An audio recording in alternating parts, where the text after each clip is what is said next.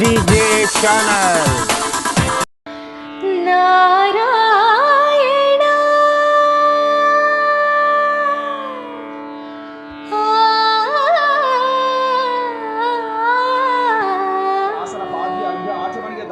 जिह्वसोदर मुख प्रक्षालन स्नान वस्त्र प्लोत ऊर्ध्वपुंड्र यज्ञोपवीतादि सकल उपचारालतो स्वामिवारिनि पूजिंచి अष्टोत्तर शतनाम सहस्रनामालతో సత్యదేవుని కీర్తించి సత్యనారాయణ స్వామి వారి ప్రతిమకు పంచామృతముతో అభిషేకము జరిపించి చక్కగా మండపమునందు ఉంచవలేను.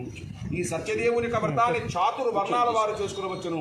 ఈ సత్యనారాయణ స్వామి వారి వ్రతాన్ని ఆచరించే దంపతులు బ్రాహ్మణుల్ని బంధువుల్ని తప్పకుండా చేయవలేను. అరటిపండ్లు, ఆవు నెయ్యి, ఆవు పాలు, గోధుమ నూక, అది లేనిచో బియ్యము నూక, చక్కెర లేనిచో బెల్లము, ఇవి అన్నీ సమానముగా అనగా శివరుంబావు చొప్పున చేర్చి ప్రసాదమును తయారు చేసి స్వామికి నివేదన చేయవలేను.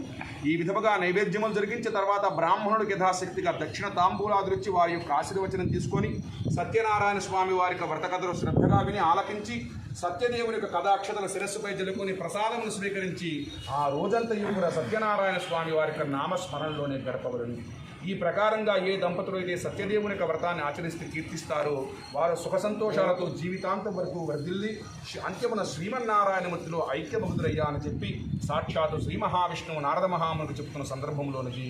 ఇది శ్రీ స్కాందపురాణే రేవాఖండే శ్రీ రమావసుంధరా సమేత శ్రీ సత్యనారాయణ స్వామి వ్రతకథాయాం ప్రథమోధ్యాయ శ్రీమన్నారాయణార్పణమస్తు.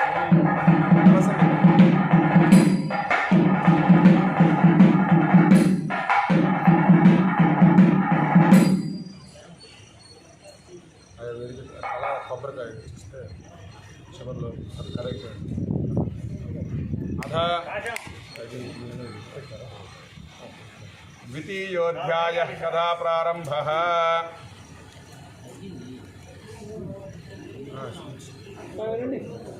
అధాన్యత్స్యం ఈ సత్యనారాయణ స్వామి వారి యొక్క వ్రతములు ఆచరించి ధన్యత చెందినటువంటి జీవితాలను ధన్యం చేసుకున్నటువంటి భక్త శిఖామణుల కథలు చెబుతాను వినండి నాయన శ్రద్ధగా అని చెప్పి. పూర్వము కాశీనగరం ఉన్నటువంటి బ్రాహ్మణుడు అతి దీనస్థితిలో ఉన్నాడు. అతను చక్కగా సరస్వతీ కటాక్షం సమృద్ధిగా గలవాడు. అతని నాలుక మీద సరస్వతీదేవి నాట్యమాడుతూ ఉండేది. కావ్యాలు, శాస్త్రాలు, పురాణాలు, ఇతిహాసాలన్నీ కూడా అతనికి కరతాల మలకము. అటువంటి ఆ యొక్క బ్రాహ్మణుడు లక్ష్మీ కటాక్షం ఏమాత్రం లేకపోవడం చేత అతడు అంత వేద శాస్త్రాలని కూడా నేర్చుకుని ఉండి కూడా అతను అంత వేద విద్యను నేర్చుకుని ఉండి కూడా ఆ లక్ష్మీ కటాక్షం లేకపోవడం చేత దరిద్రబాధలు అనుభవిస్తూ సంసారాన్ని ఈదలేక ఎన్నో రకాలుగా కష్టాలను అనుభవిస్తూ చివరికి ఏ మార్గం కానరాక భిక్షాటనే జీవన మార్గంగా ఎంచుకొని కాశీనగరంలో 10 ఇళ్లలో భిక్షమెత్తుతూ అతి రహస్యంగా అతి దీనంగా జీవనయానం సాగిస్తూ ఉండేవాడు. అతను అంత దీనస్థితిలో ఉండి కూడా ఏ రోజు కూడా ధర్మం వదిలిపెట్టలేదండి.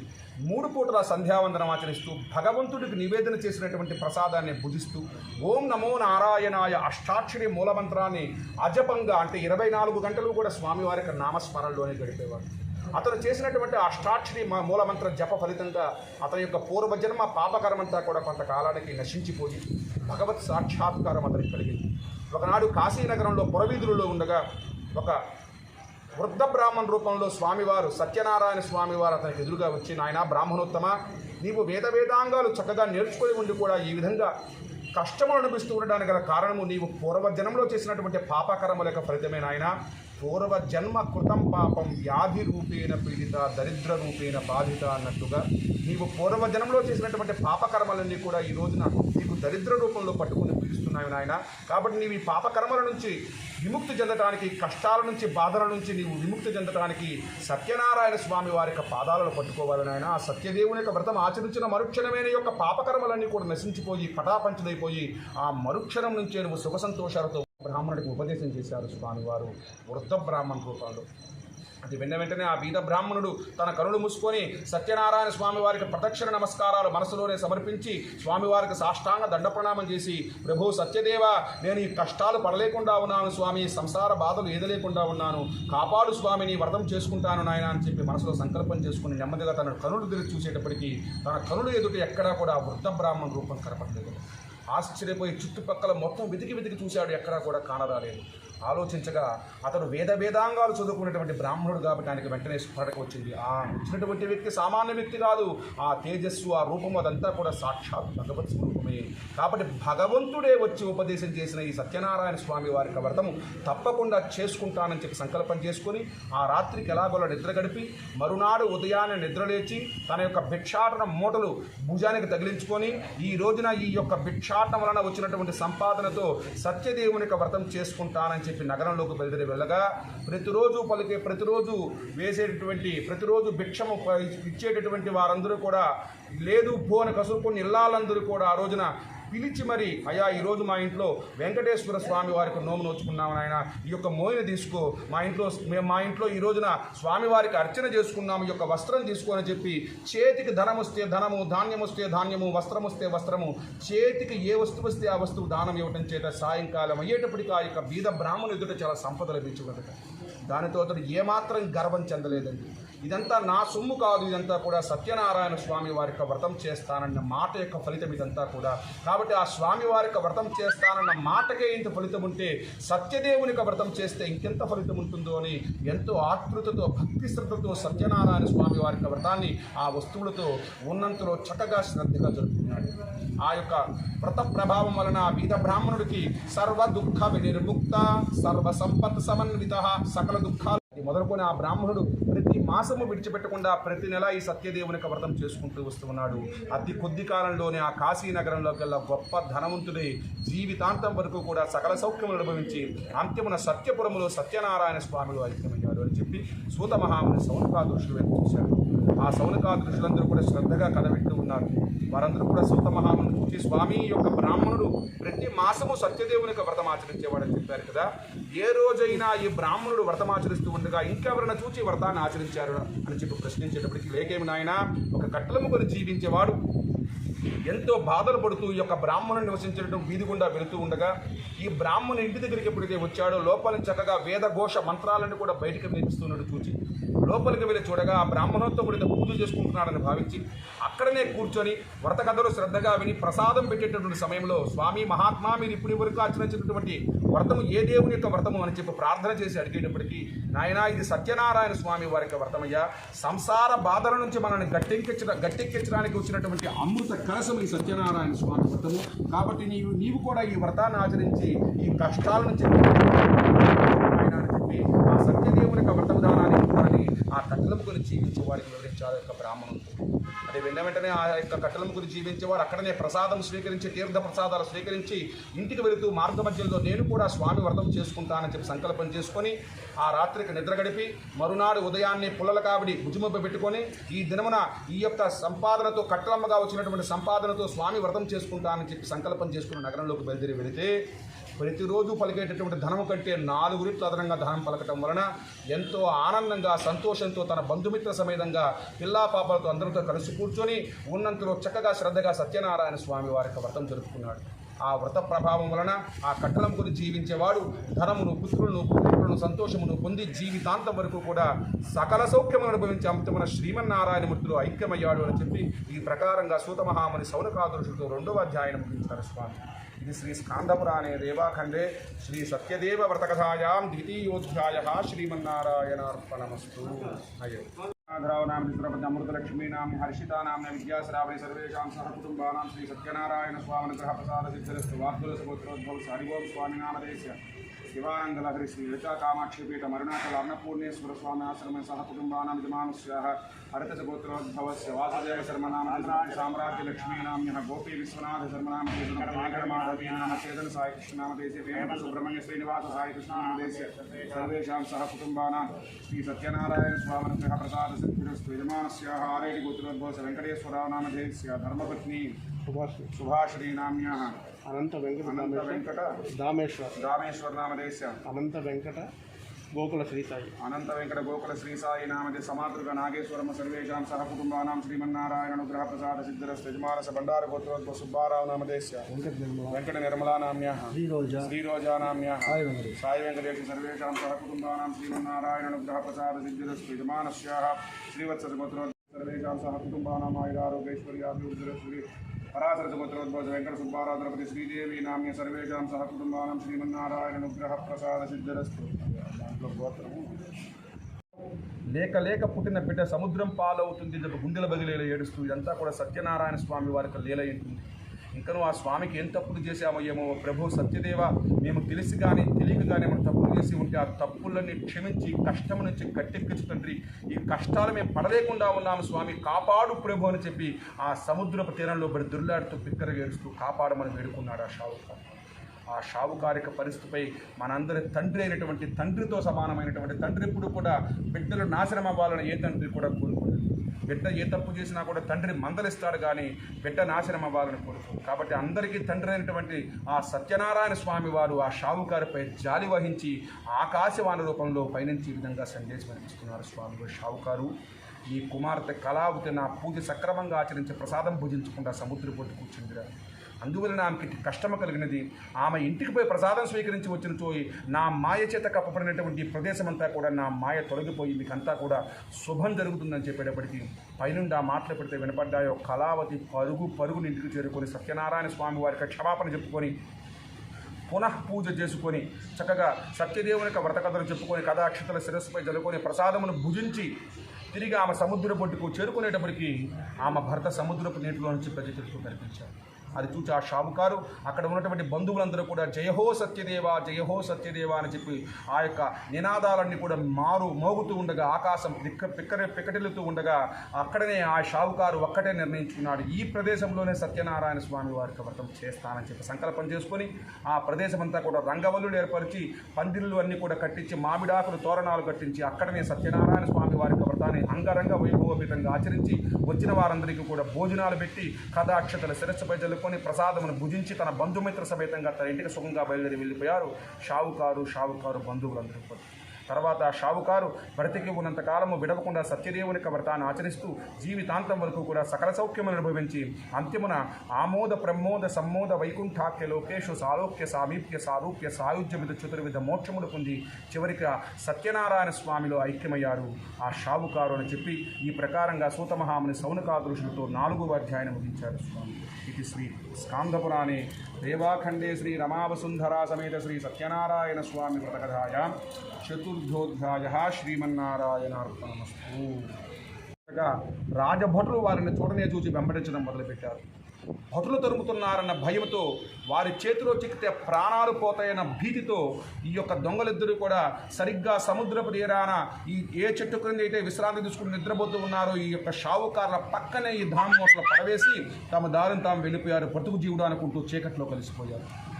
తర్వాత ఇక రాజభటులు నగరం మొత్తం వెతికి ఈ దొంగల జాడ ఎక్కడా లేకపోవడం వలన ఈ సముద్రపు తీరంలో వెతుకుతూ ఉండగా ఈ సముద్రపు తీరంలో చెట్టు కింద నిద్రిస్తున్నటువంటి షావుకారుల పక్కనే రాజముద్రికలు కలిగినటువంటి సంచీలలో వీరి పక్కనే ఉండడు చూచి వీరిద్దరే నిజమైన దొంగలుగా భావించి వారిద్దరిని నిద్రలేపి బంధించి తీసుకుని వచ్చి తమ రాజుగారి ఎదుట నిలబెట్టారు ఆ యొక్క రాజభటులు.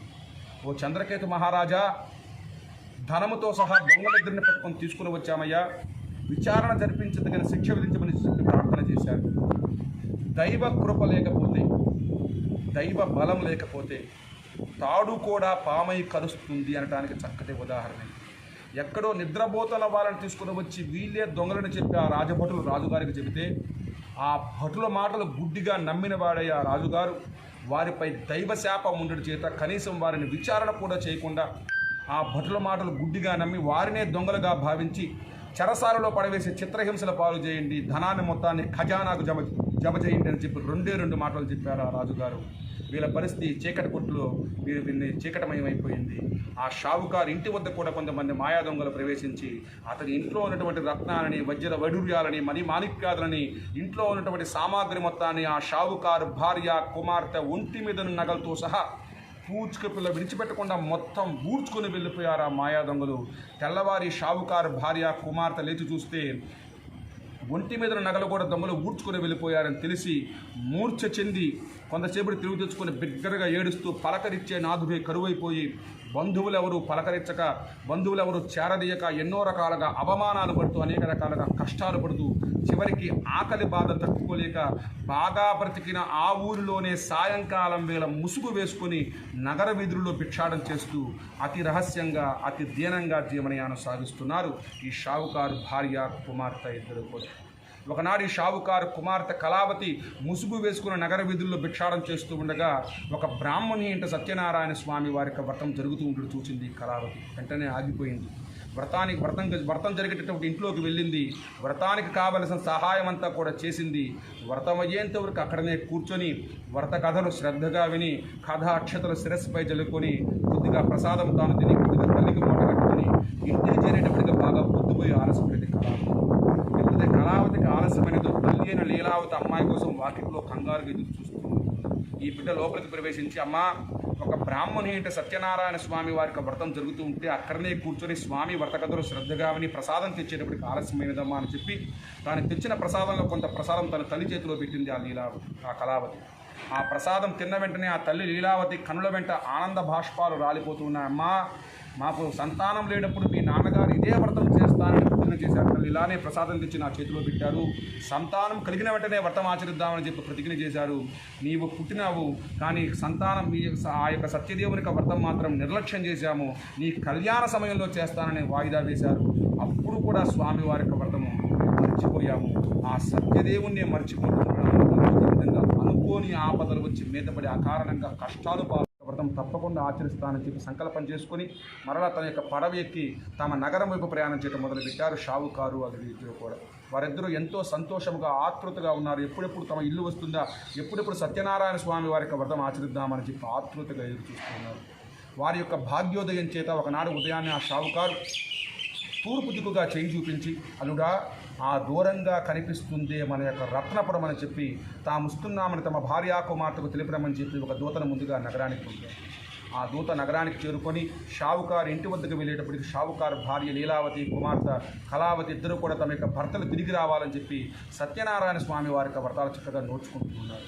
ఈ షావుకారు పంపిన దూత షావుకారు భార్య వద్దకు చేరుకొని, అమ్మా, మీ భర్త అల్లుడు సుఖంగా వ్యాపారం ముగించుకొని సముద్ర ఒడ్డుకు చేరి ఉన్నారమ్మా, పడవ ఇప్పుడే ఒడ్డుకు చేరిన తల్లి అని చెప్పేటప్పటికి లీలావతి ఆ దూత మాటలు వినదే ఎంతో సంతోషించి తాను ముందుగా సత్యనారాయణ స్వామి వారి యొక్క వ్రతాన్ని త్వరగా ముగించుకొని తన కుమార్తె కర్తృత్వం అప్పజెబుతూ, అమ్మాయి, మీ నాన్నగారు అల్లుడు గారు వచ్చారు, నేను వెళ్ళి స్వాగత సత్కారం ఏర్పాటు చేస్తాను, నీవు సత్యనారాయణ స్వామి వారి యొక్క వ్రతాన్ని త్వరగా ముగించుకొని రామ్మా అని చెప్పి తాను ముందుగా సముద్ర ఒడ్డుకు వెళ్ళిపోయింది లీలావతి.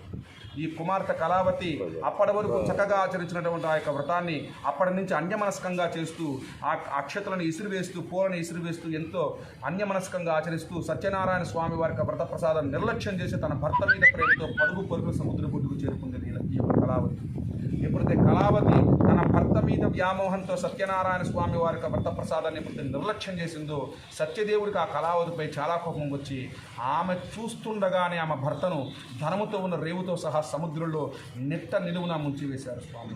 అది చూసి ఆ కళావతి తన కనుల ముందే తన భర్త మునిగిపోడు చూచి మూర్ఛ చెంది కొంతసేపటి తెలివి తెచ్చుకొని బిగ్గరగా ఏడుస్తూ భర్త లేకుండా తన వ్యర్థమని తలచి భర్త యొక్క పాదుకులను శిరస్సుపై ధరించి భర్తతో సహా తాను కూడా సహగమనం చేయడానికి సిద్ధపడింది. ఆ సముద్రం ఉంది కాబట్టి భార్యను ధర్మపత్ని అన్నారు. అట్లానే ఈ షావుకారు ఎప్పుడు కూడా ఈ యొక్క తన యొక్క భార్య సత్యనారాయణ స్వామి వారి యొక్క వ్రతాన్ని గుర్తు చేసిన వెంటనే, మనకు పుట్టింది ఇప్పుడే కదా అమ్మాయి యొక్క వివాహ సమయంలో సత్యనారాయణ స్వామి వారి యొక్క వ్రతం ఆచరిద్దామని చెప్పి తన కుమార్తె వివాహం దాకా సత్యదేవుని యొక్క వ్రతాన్ని వాయిదా వేశాడు ఆ షావుకారు. ఆ మరుసటి రోజు నుంచే యథాప్రకారంగా వ్యాపార నిమిత్తమై కొన్నాళ్ళు పొరుగు దేశంలో మరికొంతకాలం తన యొక్క స్వగ్రామంలో నివసిస్తూ రోజులు వెళ్ళబుచ్చుతున్నాడు ఈ షావుకారు. చూస్తుండగానే రోజులు గడిచిపోయినాయి. ఆ షావుకారు కుమార్తె పెరిగి పెద్దదై పెళ్ళిడికి వచ్చింది. అది చూసి ఆ షావుకారు చాలా సంతోషించి ఒక దూతను పిలిపించి ఆ దూత కొంత పైకి మెచ్చి తన కుమార్తె కళావతికి దగ్గరటువంటి యోగ్యమైన పెళ్లి సంబంధాన్ని విధులు తీసుకురమ్మని చెప్పి ఆ దూతను నగరానికి పంపితే ఆ దూత నగరానికి వెళ్ళి షావుకారు ఇచ్చిన డబ్బులు తీసుకొని మొత్తం దేశ విదేశాల మొత్తము తిరిగి చివరికి కాంచనం అనే గొప్ప నగరానికి వచ్చి ఒక సత్రంలో విశ్రాంతి తీసుకుంటూ ఉండగా ఆ సత్రం ఎదురుగా ఉన్నటువంటి వీధి గుండా ఒక వయస్సు కుమారుడు పోడు చూచి అతని యొక్క వివరాలను పుట్టు పూర్వోత్తరాలు ఆస్తి విశేషాలు మొత్తం అడిగి తెలుసుకొని ఆ వర్తకుల అబ్బాయి షావుకారు కుమార్తెకు తగిన వరుడుగా భావించి వెంటనే అతన్ని వెంట పెట్టుకొని నాయన ఒక చక్కటి కన్య ఉన్నది, నీవు వివాహం చేసుకుందువురా అని చెప్పి అతన్ని వెంట తీసుకుని వచ్చి షావుకారు ఎదుటి నిలబెడితే అంగరంగ వైభవోపేతంగా ఆకాశమంత పందిరి వేసి భూదేవంత అరుగు వేసి భూలోకమంత అరుగు వేసి పెండ్లు జరిపించాడు. కానీ సత్యనారాయణ స్వామి వారి యొక్క వ్రతాన్ని మాత్రం ఆచరించలేదు ఆ షావుకారు. స్వామివారి యొక్క వ్రతాన్ని నిర్లక్ష్యం చేసి మర్చిపోయాడు. ఏముందు లేని చెప్పి నిర్లక్ష్య భావంతో. అందువలన సత్యనారాయణ స్వామి వారికి చాలా కోపం వచ్చింది. ఈ షావుకారు మాత్రము సత్యదేవునికి వ్రతాన్ని పూర్తిగా నిర్లక్ష్యం చేసి మర్చిపోయిన వాడే కాకుండా కాళ్ళ పారాని కూడా ఆలకముందే అల్లుడిని వ్యాపార భాగస్వామిగా చేసుకొని తనతో పాటు రత్నసానపురానికి తీసుకుని వెళ్ళాడు. పెళ్ళైన మరుసటి రోజే ఆ షావుకారు ఆ రత్నసానపురాన్ని చంద్రకేతు అనే మహారాజు ప్రజలను చక్కగా పరిపాలిస్తూ ఉన్నాడు. ఈ షావుకారు అల్లుడు ఇద్దరు కూడా ఆ రత్నసానపురానికి చేరుకొని సముద్రపు తీరంలో పడవకు లంగర వేసి ఒక చెట్టు కింద కూర్చొని విశ్రాంతి తీసుకుంటూ ఉన్నారు వారిద్దరు. సత్యనారాయణ స్వామి వారి యొక్క కోపము తారాస్థాయికి చెందింది. అరే, ఈ యొక్క షావుకారు సంతానం లేనప్పుడు నా యొక్క వ్రతం చేస్తానని ప్రతిజ్ఞ చేశాడు. సంతానం కలిగినది కానీ నా వ్రతం ఆచరించలేదు. కనీసం తన కుమార్తె యొక్క వివాహ సమయంలో చేస్తానని వాయిదా వేశాడు. అప్పుడు కూడా నా యొక్క వ్రతం ఆచరించలేదు. కనీసం ఇప్పటి వరకు భోజన సమయంలో కానీ ఎట్టి సమయంలోనైనా సరే నా నామస్మరణని కూడా ఇప్పటి వరకు నన్ను తలుచుకోలేదు షావుకారు. కాబట్టి ధర్మ మార్గం తప్పాడు. కాబట్టి షావుకారుకి దారుణం కఠినం చాస్య మహద్దుఃఖం భవిష్యతి, దారుణమైనటువంటి కఠినమైనటువంటి మహద్దుఃఖాలు భవిష్యత్తులో ఇతనికి సంక్రమించుగాక అని చెప్పి స్వామివారి శాపం ఇచ్చారు. ఆ శాప ప్రభావం కారణంగా ఆ రోజు రాత్రికి రత్నసానపురాన్ని పరిపాలించే చంద్రకేతు మహారాజు గారికి కోటలో కొంతమంది మాయా దొంగలు తర్వాత ఈ షావుకారులిద్దరూ కూడా రాజుగారికి నమస్కరించి రాజుగారి వద్ద సెలవు తీసుకుని తమ యొక్క పడవ ఎక్కి తమ నగరం వైపు ప్రయాణం చేయడం మొదలుపెట్టారు. వారిద్దరూ ఎంతో సంతోషముగా పట్టరానటువంటి ఆనందంతో ఉన్నారు. వారిద్దరు ఎందుకై అంటే తాము ఏమాత్రం కష్టపడకుండానే తాము వ్యాపార నిమిత్తమై కోటి రూపాయలు తమ యొక్క పెట్టుబడి నిమిత్తమై తీసుకుని వెళ్తే రాజుగారు తాను చేసిన తప్పుకు పరిహారంగా తమ ధనానికి 4 రెట్ల అదనంగా ధనం ఇవ్వటం చేత ఆనందంగా తమ నగరం వైపు ప్రయాణం చేస్తూ ఉన్నారు. కనపడినటువంటి ప్రతి దేవాలయానికి నమస్కారం చేస్తూ ఉన్నారు. కనపడినటువంటి ప్రతి ఒక్క బీద బ్రాహ్మణుడికి అందరికీ కూడా దాన ధర్మాలు చేస్తూ కులాసాగా తమ యొక్క ప్రయాణాన్ని కొనసాగిస్తూ అదంతా చూశాడు స్వామి. అరే, వీరికి నిజంగా భక్తి కలిగి వీరందరూ కూడా దాన ధర్మాలు చేస్తున్నారా? వీరికి ఏమైనా గర్వం పెరిగి ఉంటుందా? ఆయాచితంగా ధనం లభించింది కదా, వీరికి ఏమైనా గర్వం పెరిగి ఉంటుందా అని చెప్పి స్వామి పరీక్షింపదలిచి ఒక సన్యాసి రూపం ధరించి ఆ షావుకారులిద్దరి వద్దకి ఎదురుగా వచ్చి, నాయన షావుకారులారా, జిజ్ఞాసం కృతవాన్ సాధవ్ నౌకాయ మస్తికిం తవ, ఓ షావుకారులారా మీరు ఎక్కడి నుంచి వస్తున్నారు నాయన, ఈ పడవలో ఉన్నటువంటి సామానులు ఏమిటి అని చెప్పి ఎంతో మర్యాదపూర్వకంగా అడిగినటువంటి ఆ సన్యాసికి ఒక చేదు సమాధానం ఎదురైందండి.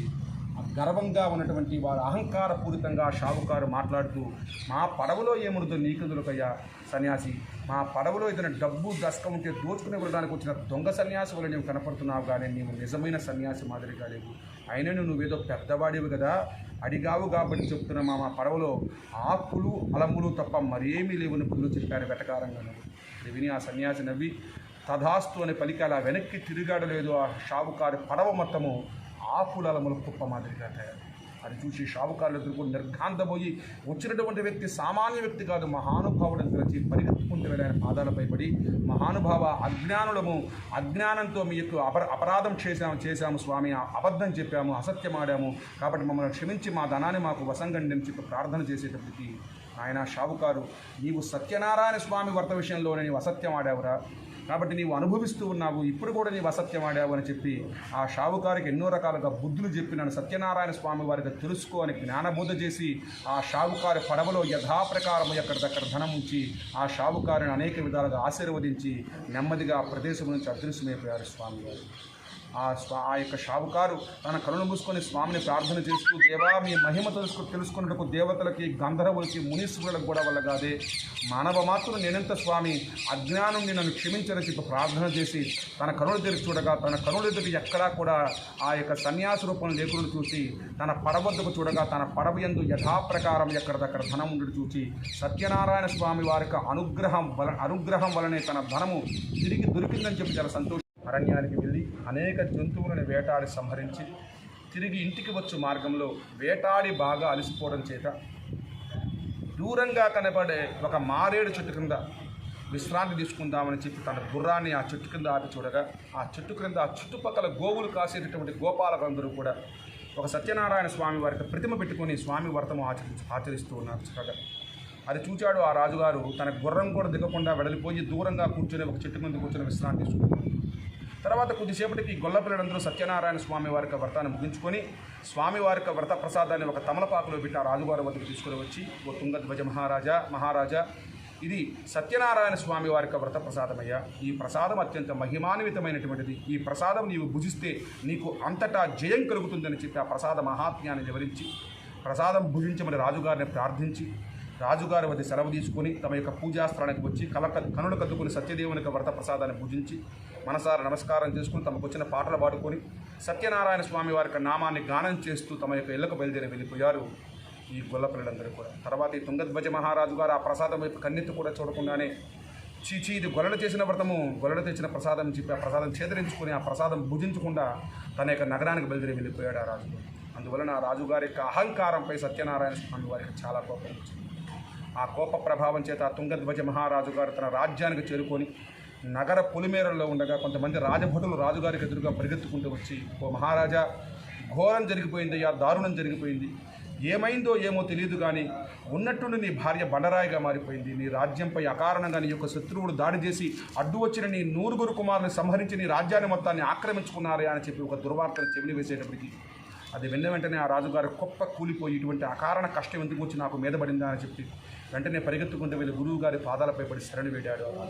వెంటనే గురువుగారు ఆలోచించి, రాజు, దైవ దూషణ చేసిన, దైవ ప్రసాదం తిరస్కరించిన, స్త్రీలని, బ్రాహ్మణుల్ని, గోవులని హింసించిన ఇటువంటి అకారణ కష్టములు వచ్చి మీద పడతాయిగా, వీటిలో ఏదైనా చేసావా అని అడిగేటప్పటికి దైవ దూషణ చేసి దైవ ప్రసాదం తిరస్కరించాను గురువుగారు అని చెప్పి వెంటనే ఏ అరణ్యంలో ఏ చెట్టు క్రింద ఏ గొల్లపిల్లతో అసహించుకున్నాడో అరణ్యానికి వచ్చి ఆ చెట్టు క్రిందనే కూర్చొని సత్యనారాయణ స్వామి వారికి ప్రతిమ పెట్టుకొని ఉన్నంతలో చక్కగా సత్యనారాయణ స్వామి వారికి వ్రతాన్ని శ్రద్ధగా ఆచరించారు. ఆ వ్రత ప్రభావం వలన ఆ తుంగధ్వజ మహారాజు గారు తన యొక్క రాజ్యానికి చేరుకున్న వెంటనే ఆ రాజుగారి భార్య మంగళహారతితో ఎదురొచ్చింది. ఆ రాజుగారి 9 కుమారులందరూ కూడా పునరుజ్జీవులై బ్రతికి వచ్చారు. శత్రువులందరూ కూడా పారిపోయారు. ఆ యొక్క రాజుగారు తన యొక్క సింహాసనం వద్దకు వచ్చి జరిగింది మొత్తం తన యొక్క రాజ్య ప్రజలకు చెప్పి, ఇదంతా మాయగా ఉన్నది కదా మీకు అందరికీ కూడా, ఇదంతా కూడా సత్యదేవుని యొక్క లీలయ్య అని చెప్పి ఇక నుంచి తన రాజ్యంలో ప్రతి ఒక్కరూ కూడా ఈ సత్యనారాయణ స్వామి వారికి వ్రతం ఆచరించాలని చెప్పి చాటింపు వేయించి తాను బ్రతికి ఉన్నంత కాలము విడవకుండా సత్యదేవుని యొక్క వ్రతాన్ని ఆచరిస్తూ జీవితాంతం వరకు కూడా సకల సౌఖ్యం అనుభవించి అంతిమన శ్రీమన్నారాయణమూర్తిలో ఐక్యమయ్యాడు పరమ భాగవతోత్తముడు తుంగధ్వజ మహారాజు గారు.